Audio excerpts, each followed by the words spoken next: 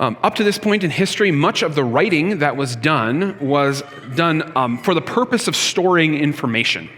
So think like your hard drive on your computer. It stores a whole bunch of files that you're not necessarily looking back on regularly. You just have to keep that information, right? Most of the writing that was done at this time was for that purpose. And because of that, you had to be as efficient as possible in writing down that information because paper was expensive. And so if you wanted to contain the history of your people or the instructions to some sort of activity or process, you contained it in as little paper as possible. And what that turned out to be was text that was written primarily in all capital letters with no spaces, no punctuation, and in very small font. Can you imagine it? It would kind of look like this. You can read that if you take the time to go slowly over each of the letters, but it's not easy to read, right? It's not easy to read. So you can contain as much information as you want in as little space as possible. What the Christians did, though, is they believed the scriptures needed to be readable. They believed the scriptures needed to be readable. And the way that they did this is they introduced things like elementary punctuation. They would use more spaces between sentences. They would have things like paragraph breaks. They would use larger fonts. They would use capital letters at the beginning of sentences to make it far more easy to read the text, sort of like this, right? It's far easier to read the exact same letters when there's spaces and there's punctuation and there's paragraph breaks, sentence breaks.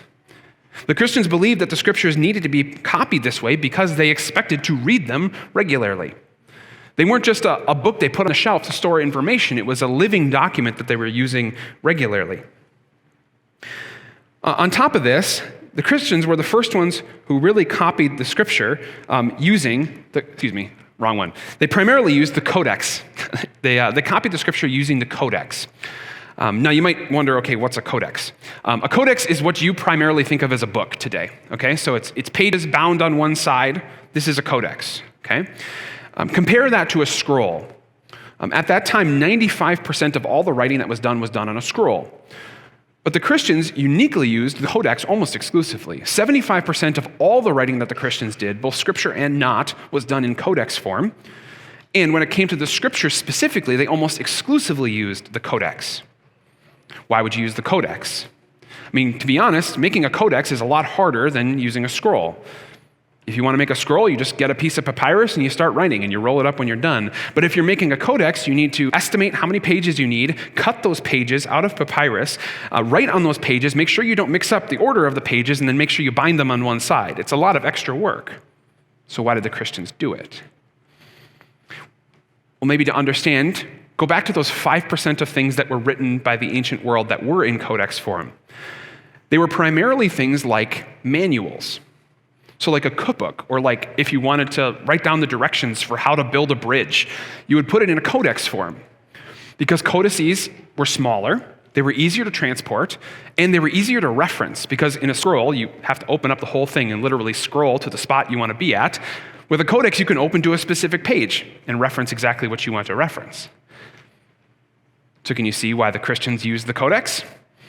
Because even though it was more work, they wanted to be able to take it with them wherever they went, and they wanted to be able to reference it whenever they needed it. They wanted to go to specific spots in the text to reference it.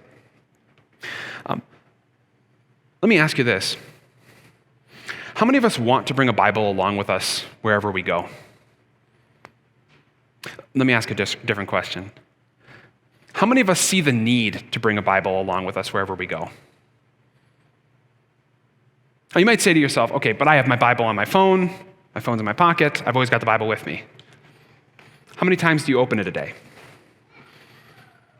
Now, maybe you have all the scriptures memorized, and God be praised for that, but I think there would be a number of situations in every one of our days where it would be good for us to know what the scripture says. The early Christians believed that. And so they brought their scriptures along with them and referenced them regularly, whether in conversations with people or just for their own devotional needs. The book of Deuteronomy in the Old Testament, it tells us about what God prescribes for the new kings of Israel. It says that when a king takes the throne, he is to write for himself on a scroll a copy of this law. When it talks about the law, it talks about the first 5 books of the Bible. Why do you think God did that? Why do you think God made his kings of his nation copy for themselves the entire Bible at that time? Was it just because God likes busy work? Or was it because he knew that the most powerful man in his nation should have a knowledge of the scriptures? And that by forcing him to copy down every single letter of the whole Bible at that time, he would be aware of everything that's written in it. He would have pored over every word. He would have pored over every sentence, every paragraph, would have thought through all the things that he was writing down. Now you might say to yourself, okay, fine. I'm not the king of Israel, though. Well, not so fast. In the New Testament, Peter tells us that we are chosen people, a royal priesthood. God has made us royalty, kings and queens, princes and princesses, if you like, in his kingdom. And in the same way that God prescribed for his Old Testament kings to know the scriptures, he has prescribed it for you as well. Now, I'm not saying that you need to copy the entire Bible, although if you did, I bet you would find a lot of benefit in it. But I am asking you to think about your devotional life. Do you pore over the scriptures? As you read them regularly, do you think about every word? Do you think about the sentences? Do you think about where the paragraphs break? Why does he use this word? Why would he say it like this? Who is he talking to? Why is he saying it this way? A devotional life is one that sees the scriptures as necessary for every moment of life, to be referenced, to be known, to be studied, so that we can know what Jesus has to say.